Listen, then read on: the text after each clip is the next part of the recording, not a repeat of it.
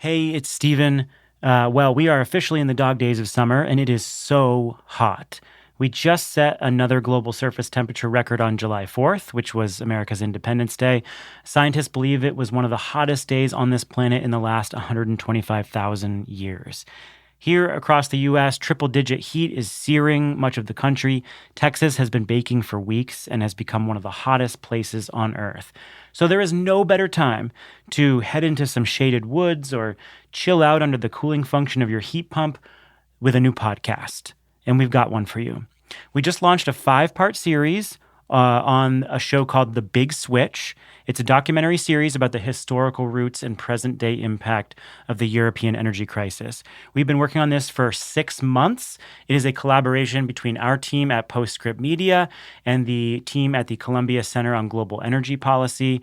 It's hosted by Dr. Melissa Lott, and she takes a deep dive into the European energy crisis sparked by Russia's invasion of Ukraine. In over 5 episodes, we explore the crisis through the history, politics, and energy systems of Germany and Poland. And we examine whether Germany and Poland's short-term efforts to solve the energy crisis conflict with their long-term goals of tackling the climate crisis. And then we also broaden out and take a global focus on how it's all playing out in countries around the world. And the question remains, how did the EU, this leader in climate action, become so dependent on Russian oil and gas? And will the conflict in Ukraine accelerate or slow down Europe's clean energy transition? And you can find out on season 3 of The Big Switch. I'm going to play episode 1 for you right now. If you like what you hear, go over to the podcast app of your choice and subscribe to The Big Switch and listen to the whole series. Thanks for listening. Enjoy. It began on the night of February 23rd for those in the United States. It was already the early hours of February 24th here in Ukraine. I can remember exactly where I was when I saw the news of the invasion of Ukraine. And there we go. I just heard the first siren has just gone off. And I've been told by city officials that that indicates that this is a city under attack. That, again, is the first time we have heard sirens in the capital, Kyiv. I was at home at my kitchen table, and I was drinking my first cup of tea, and I was reading through my morning news feeds, and I saw the headlines. I saw that what had been speculated on over so many weeks was actually happening, that the fighting had begun while the United States was still sleeping. It was unprovoked, but this is what Russian President Vladimir Putin unleashed on Ukraine as the sun came up this morning. What was happening wasn't a total surprise, but it was still shocking. Russia had been taking Ukrainian land and arming Ukrainian separatists for years. But this was different. This was a full-scale attack on the whole country. A missile striking an industrial park in western Ukraine. A helicopter assault on an airport outside of Kiev. Close, intense fighting. And there are civilian casualties. The images I was looking at were heartbreaking. There was this pregnant woman being carried out of a bombed maternity ward. She was on a gurney. And there was this family that had been gunned down in the streets as they tried to evacuate. These images were tragic, and they took my breath away. They showed that a true humanitarian crisis was underway. And on top of all this, on top of the missiles, the tanks, the helicopters, it quickly became clear that Russia was prepared to use another type of weapon in its arsenal, one that would impact the entire world. I'm talking about energy. The European Union gets about 40% of its gas and 30% of its oil from Russia and has no easy substitutes if supplies are disrupted. As the war in Ukraine causes more death and destruction every day, European countries are remaining reliant on Russian energy, gas, and oil. And everyone was asking the same question. Is Europe and perhaps the rest of the world about to see a major energy supply shock? And the answer was yes. And the next question was, how quickly can Europe respond? This is The Big Switch, a show about how to rebuild the energy systems that are all around us. I'm Dr. Melissa Lott, and I'm the Director of Research at Columbia University's SIPA Center on Global Energy Policy. This season, we're taking a deep dive into the European energy crisis that has been fueled by Russia's invasion of Ukraine last year. Specifically, we're looking at the crisis through the lens of Germany and Poland and asking whether short-term plans to solve the energy crisis are at odds with long-term goals to tackle the climate crisis. And we're trying to answer the trillion-dollar question. Will this energy crisis speed up or slow down Europe's push towards green energy? And what does it mean for the rest of the world? Digging into the history of Germany and Poland's dependence on Russian fossil fuels that they use to heat their homes, run their factories, and fuel their power plants. Because if we want to understand how Europe can get itself out of this energy crisis, we first have to understand how it got here.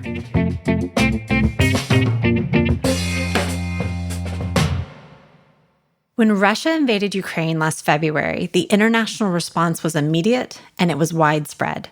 Every day there was news about new restrictions. We had major tech companies pulling out of Russia. We had the yachts of well-known Russian oligarchs being seized. And the central bank of Russia was blocked from accessing more than $400 billion that it held abroad. And there were restrictions on everything from selling software to Russia, buying Russian energy technology, and even operating Russian-backed TV channels outside of Russia. It seemed like the world was freezing Russia out of the global economy. But when you took a deeper look, there was one thing that the EU itself didn't touch right away, and that was energy, in spite of the fact that those energy bills were actually paying for the Russian tanks, guns, and soldiers in Ukraine.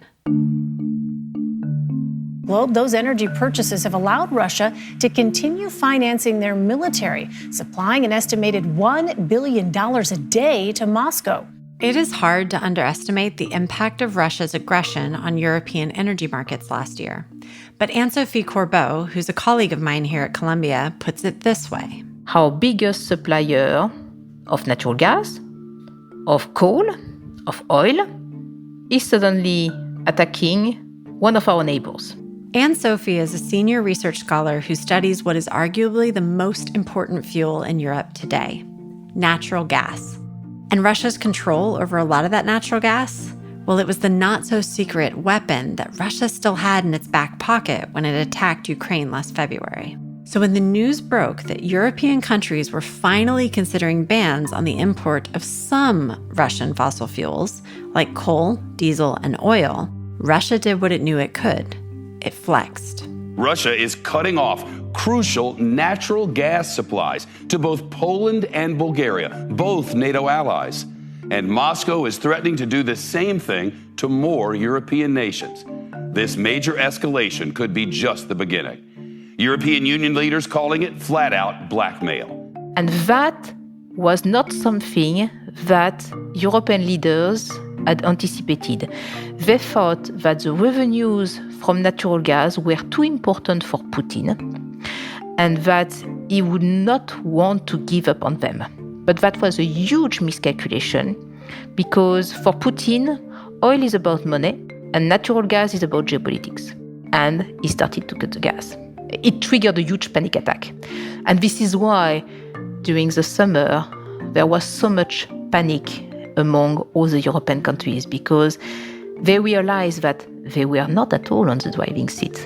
Putin is on the driving seat, and Putin is deciding exactly how much gas Europe is going to get. So let's step back just for a minute. How did Europe, and particularly Germany and Poland, end up in this mess? When we look at history, it turns out that it's been a long time in the making, because before natural gas, for hundreds of years, there was a different fuel that Europe relied on, coal. And coal was king in Europe. Industrialization spread like a flame across the British coalfields, and soon Europe began to follow suit. Coal had been used for home heating for centuries, but it was the most important fuel of the Industrial Revolution in the 18th century. First, it was used to make steel, and then to power trains, factories, and power plants. Coal and steel were so important that in 1951, a bunch of European countries got together to form something called the European Coal and Steel Community. This was a precursor to the European Union. And Germany was the biggest producer of coal in the world behind the US and Great Britain. After World War II, West Germany continued to rely heavily on coal to rebuild. And it was the energy that powered an economic boom so impressive that people called it the economic miracle. Soon the talk was about the economic miracle in the Federal Republic. The workers made a significant contribution to it. We had to work, which we did gladly, and some months I worked more than 250 hours. But coal's dominance was quickly coming to an end, and this was due to a number of things. First, in many places like Germany, coal production was getting more and more expensive because miners were having to dig deeper and deeper into the ground to find high-quality coal, and this meant higher production costs. And on top of those costs, in the 50s and 60s, cheap oil and gas were coming into the market, which meant that local coal could not compete. So starting in 1958, the German coal industry found itself in a crisis. It was closing mines and it was laying off workers. And then came the rise of the automobile. In the late 60s, all of a sudden, almost every German family had a car. In the US, it had been different for a long time. That's America. In Germany, it took decades, and then it was in the 60s when all of a sudden they all got their cars. So you need oil, oil, oil. This is Wolfram Hoppenstedt, who's the director of the Willy Brandt Foundation, which is kind of like the presidential library, but for the former German chancellor. By 1970, West Germany had become the biggest economy in Europe and the third biggest economy in the world. The number of cars and trucks on the road was doubling every decade. It was boom time. But there was a problem. Two, actually. First, Germany's huge economy needed a lot of energy. And with coal on the decline, Germany turned to new, cheap fuels like petroleum to keep it growing. And so the households, they got central heating all of a sudden, and they got oil heating systems. And of course, and all Germans drove cars all of a sudden, so there was an enormous consumption of oil. Secondly, Germany's boom times were also dark times. It was the Cold War. The Soviet Union and the US were threatening each other with nuclear weapons, and Germany itself was divided, literally and politically. West Germany was democratic, and East Germany was communist and controlled by the Soviet Union. The rest of Berlin remained sharply divided, with no contact at all between Russians and their World War allies. Across wall and wire, East Germans glared at the troops of the West, and nobody seems to be any nearer to a solution of the Berlin problem. These geopolitical tensions led to big changes in the energy system, and they all started with one guy. In 1969, West Germany's parliament elected a new chancellor, a guy by the name of Willy Brandt. He campaigned on this platform of reuniting East and West Germany and securing peace for the region. And the way he wanted to do it?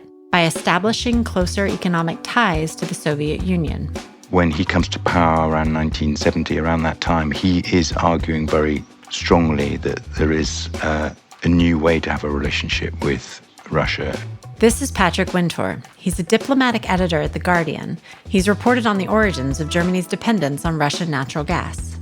The phrase they use is change through rapprochement, or change through contact, and that they have a faith that Russia can be lured towards democracy. Okay, the idea was there, of course, if you make trade and exchange, it is less likely you go to war. It was one brick of this whole détente thing. Détente in this case meant the effort to thaw relations between the East and the West. So around the time that Willy Brandt got elected, the Soviet Union discovered vast reservoirs of natural gas, and German politicians and industry executives in steel, gas, and banking wanted to be a part of it. And they knew the Soviet Union had no way of getting this gas to market. And the Soviet Union had a problem. They did not have the technology to exploit the natural gas in Siberia. And even worse, they did not have the capability to produce the pipes. So German industry executives, with the support of Willy Brandt's government, started to formulate a plan that would change Germany's energy system forever. And in 1970, German and Soviet politicians, as well as industry executives, met at this upscale hotel in Germany to talk it through. And they struck a deal. West Germany would provide pipes to the Soviet Union to build a gas pipeline if Russia provided the gas, lots of it, and for cheap. Not only are kind of senior executives from Russian gas industry there and senior executives from German business. There are also senior German politicians, and they are there to give their seal of approval to this relationship. This deal marked a massive shift in the Cold War, and it was the first major Soviet-German gas pipeline. And shortly after signing in 1970, the West German Steel Company started to ship pipes. Experts say, historians say, that this paved the way for the other treaties. And that was Willy Brandt's goal, to have more contact, more negotiations, more economic ties between the East and the West as a way of maintaining peace in the region. Brandt knew that tapping into Russia's gas was just one piece of the puzzle, but it was a critical one, and his efforts got recognized in a big way. 1971, Willy Brandt received the Nobel Peace Prize, and so far the only German since the Second World War to receive the Nobel Peace Prize. At first, everything was going to plan. Germany had secured a major energy source for its growing economy, and the Soviet Union had found a stable market for its massive supply of natural gas. This strategy of closer economic ties, well, it seemed to be laying the groundwork for a lasting peace between the East and the West. But not everyone was convinced. Because at one point, the Americans do become concerned, quite early on in this whole process, and say, aren't you not going to be dependent upon Russia, and you're going to be open to blackmail? And the German Chancellery replied, there's never going to be a point where we're going to be taking as much as 20% or even 15% of our gas from Russia. And over time, it became clear that supply and dependency on Russian gas was increasing far more than initially expected. When Russia invaded Ukraine last year, Germany was getting more than half of its gas from Russia. That's 30% more than Brandt said Germany would ever take from Russia back in the 70s. I would say if we had limited it to 20% in our relation to Russia of today, there would have been no leverage for Putin. And our dependency rate of Germany was 56%. And think of Hungary, 82 or something, Romania. And this is a nightmare. So what on earth happened? At the risk of offending historians everywhere, I'm going to boil it down to 3 key moments in German history. The first was the oil shocks of the 70s, when oil-producing countries in the Middle East cut off oil to several countries, including the United States. Anger and bewilderment are growing as more and more Americans cope with gasoline lines and empty pumps. Gasoline shortages are spreading across the country. Closed gas stations are becoming increasingly common. Looking back at this moment, it feels somewhat similar to Europe's current crisis, and it motivated Germany to change its energy sources even more to buffer itself from what was going on in the world, mainly by getting more Russian gas. A decade later, that same motivation led Germany to complete the Transgas pipeline from Russia. The project got started under Willy Brandt's government, and gas continued to flow through the Cold War, and it became this stable, seemingly guaranteed energy source for Germany. And then we see the second key moment, which came in 1986 with the Chernobyl accident. There has been a nuclear accident in the Soviet Union, and the Soviets have admitted that it happened. The Soviet version is this. One of the atomic reactors at the Chernobyl atomic power plant near the city of Kiev was damaged, and there is speculation in Moscow that people were injured and may have died. Radioactive wind and rain pushed west into Germany. This sparked fear, and it led Germans to double down on their long-term goal of phasing out nuclear power. And less nuclear power meant that Germany needed more Russian gas, and not just for industry and heat, but also for electricity. And finally, there was the end of the Cold War, starting with the fall of the Berlin Wall in 1989. From the Berlin Wall specifically, take a look at them. They've been there since last night. They are here in the thousands. They are here in the tens of thousands. Occasionally they shout, Die Mauer muss weg, the wall must go. Thousands and thousands. East and West Germany reunited, and shortly after, the Soviet Union collapsed. In Moscow, the hammer and sickle is lowered for the last time, and an era comes to an end. The end of the Cold War opened this door for stronger relations with the newly independent Russia. And German leaders took this opportunity to push for more pipelines and more gas. And from 1998 to 2005, German Chancellor Gerhard Schröder pushed the hardest. He's the one who helped solidify plans for a pipeline from Russia called Nord Stream 1. There was the strong conviction in Germany that the country needed Russian gas, and there was also the illusion that Russian natural gas was politically neutral. This is Janusz Reiter, who's the president of the Center for International Relations, an independent think tank based in Warsaw. Back in the 1990s, he was also Poland's ambassador to Germany.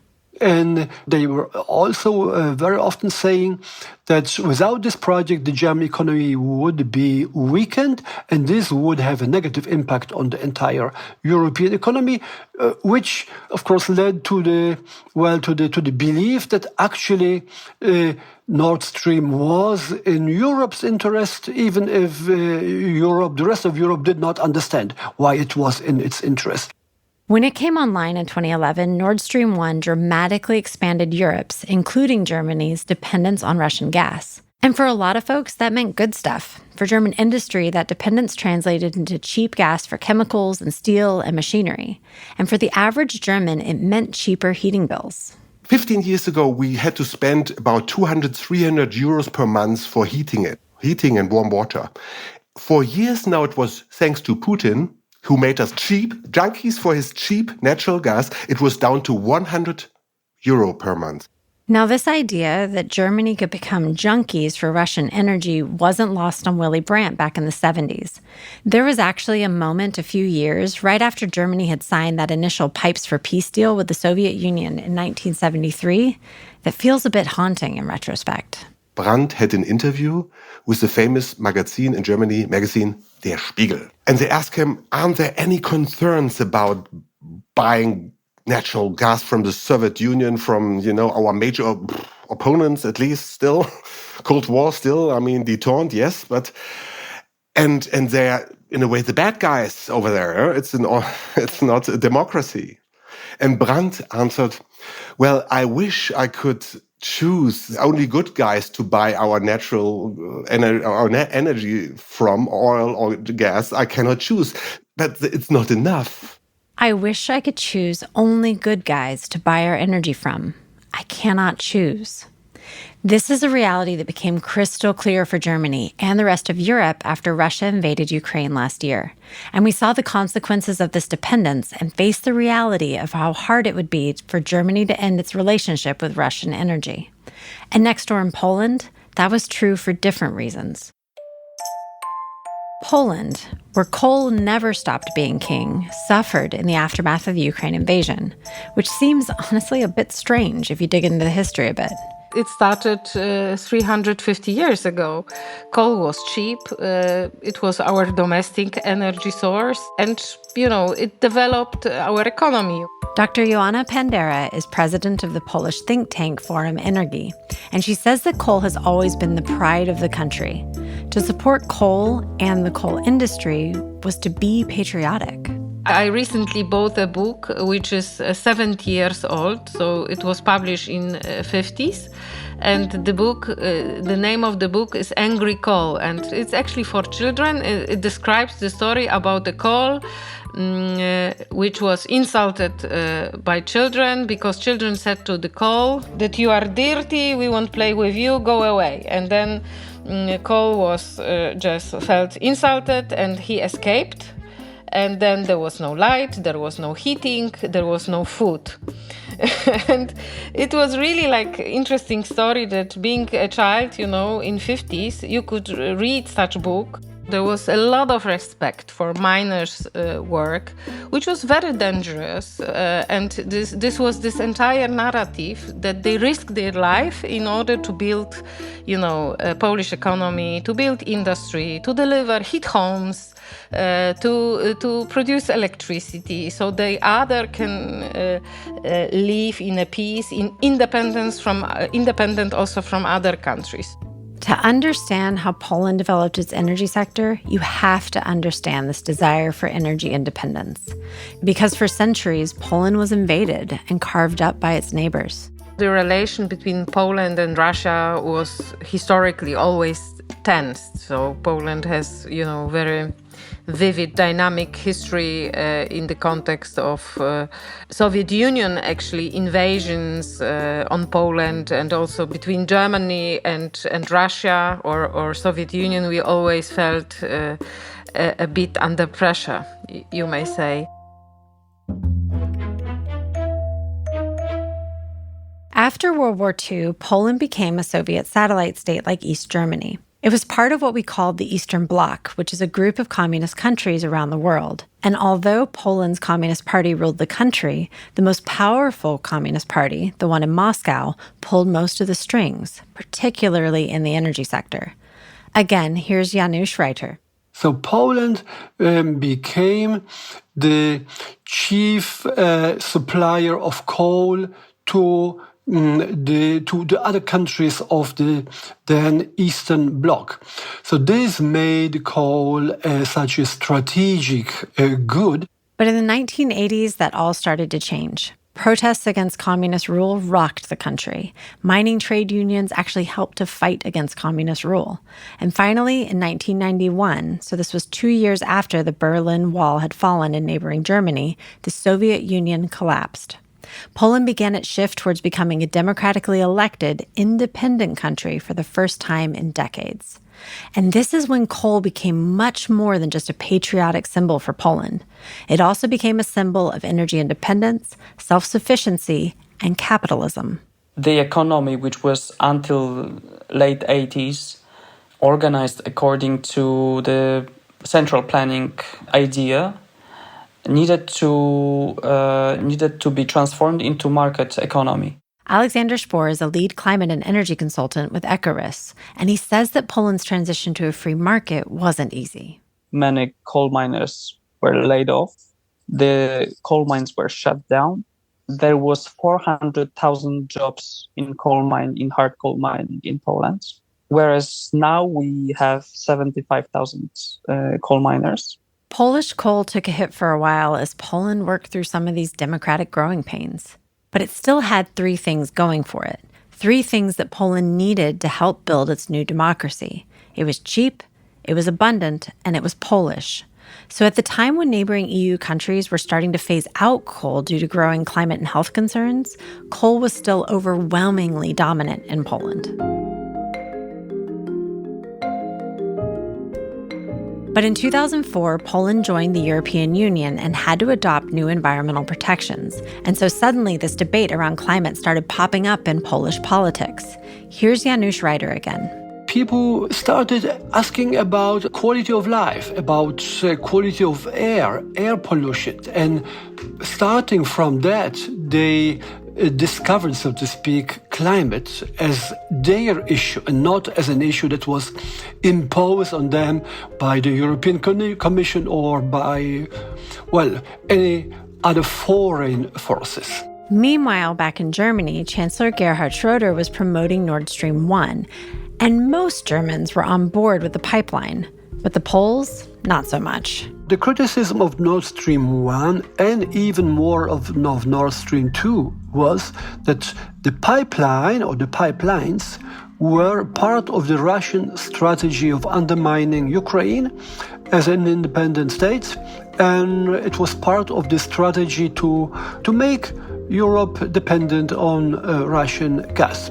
So the Polish arguments were not so much, it was not so much about Poland itself. It was about Europe and especially about Ukraine. Why was Ukraine so important to Poland? Because it was obvious that if Russia controls Ukraine, the pressure on Poland and on the Baltic countries would increase. In Poland, they were starting to feel the pressure in the form of higher prices for Russian gas. And they were also beginning to see the power that Russia had over the region. There were at least 2 times Russia stopped the gas supply to Ukraine. This happened in 2006 and again in 2009 over some disputes related to the gas pipelines that were going through Ukraine. In Poland, this was perceived as a signal. If it happens to them, it can happen to us. But despite Polish concerns, Germany went ahead with building Nord Stream 1, and in 2011, gas started flowing. Poland continued to oppose the pipeline, but in the background, it was actually developing its own dependence on another form of Russian energy. Again, here's Joanna Pendera. Poland, this coal country, became more and more reliant on coal imports. Within the last 7 years, they closed 14 mines. So now we only have 20 left. And what is the challenge? That lowering the production of coal, we are not lowering the usage of coal, and or not enough to keep our energy independence. Poland found itself exporting coal, but also needing to import even more and more coal. And who had the cheapest coal for sale? Russia. So Poland, a country that had prided itself on energy independence built on its coal production, found itself in a place where its imports of coal exceeded its exports. And so Poland became dependent on Russia too. It was seen as something that was economically needed, but politically a little bit embarrassing. And Poland's criticism of Nord Stream 1 and Nord Stream 2, part of the Polish legitimate criticism was that importing gas, natural gas from Russia, was about financing the Kremlin and financing the aggressive policy of Kremlin. Well, and suddenly Poland did the same. Not with natural gas, but with coal. This was not something that the country could be proud of. And that brings us back to near present day in 2022. Dependencies on energy from Russia were locked in thanks to that long history, and there were major concerns about supply well before the invasion of Ukraine. We were in a very, very tight market. I mean, people were already extremely worried because the gas prices, they were very high. They were higher than I had ever seen in my entire career. This is Anne-Sophie Corbeau again. She's talking about something that often gets overlooked in conversations about the European energy crisis. Europe's energy supply was already constrained before the war. Strong demand for natural gas during the post-pandemic economic recovery had sent energy prices through the roof. But Russia's invasion last February sent things into a full-on tailspin. Tonight, there is nothing in the pipeline from Russia. Today, Russia's state-owned gas producer Gazprom announced a complete halt to the flow of natural gas through that key Nord Stream 1 pipeline to Germany. People were starting to be worried about having power cuts and gas cuts, not having enough for winter. And with good reason. Russia began retaliating against international boycotts and EU sanctions by cutting gas supplies to its neighbors. It was a move that was aimed at dividing Europe, but it backfired. We must now reduce as soon as possible our dependency on Russian fossil fuels. I'm deeply convinced we can.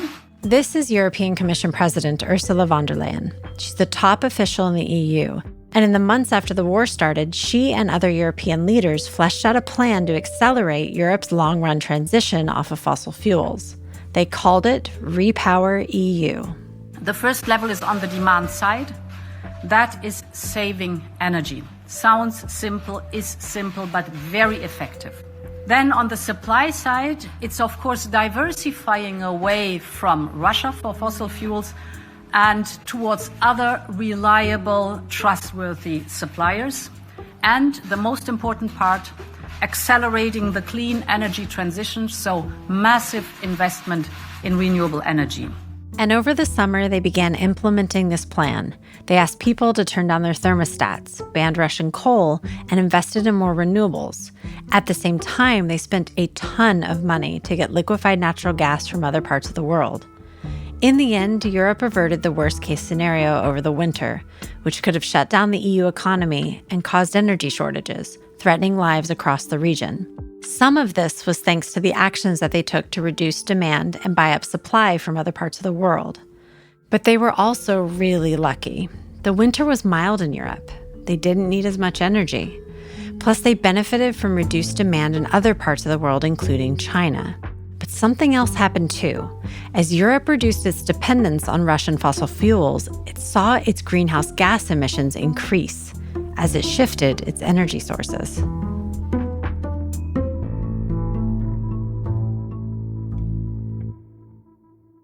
Germany's parliament on Friday agreed to reactivate retired coal power plants to generate electricity. This would decrease their reliance on precarious Russian supplies, but would potentially bring the country further from its climate goals. A huge ship containing liquefied natural gas arrived at the port of Wilhelmshaven on the North Sea. It's a key part of the infrastructure that will allow the processing of the fuel to take place. Germany is counting on LNG as an alternative to the natural gas it used to receive via pipeline from Russia. So why couldn't Europe, and specifically Germany, just flip the switch to renewables to fill the energy gap? We'll dig into that in our next episode, where we zoom in on Germany's energy transition plan called the Energiewende. The Big Switch is produced by Columbia University's SIPA Center on Global Energy Policy in partnership with Postscript Media. If you appreciate the reporting and the storytelling that we're doing here, you can rate and review the show at Apple and Spotify. You can also send a link to a colleague or a friend who you think would like it. And you can find all of our back episodes, along with this current season, wherever you get your pods. This show is produced by Daniel Waldorf, Dan Ackerman, Camille Stennis, Ann Bailey, and Stephen Lacey. Ann Bailey is our senior editor. Sean Marquand wrote our theme song and mixed the episodes. And a special thanks to our Columbia team, Harry Kennard, Natalie Volt, Q Lee, Jen Wu, and Liz Smith. The show is hosted by me, Dr. Melissa Lott. Thank you so much for listening.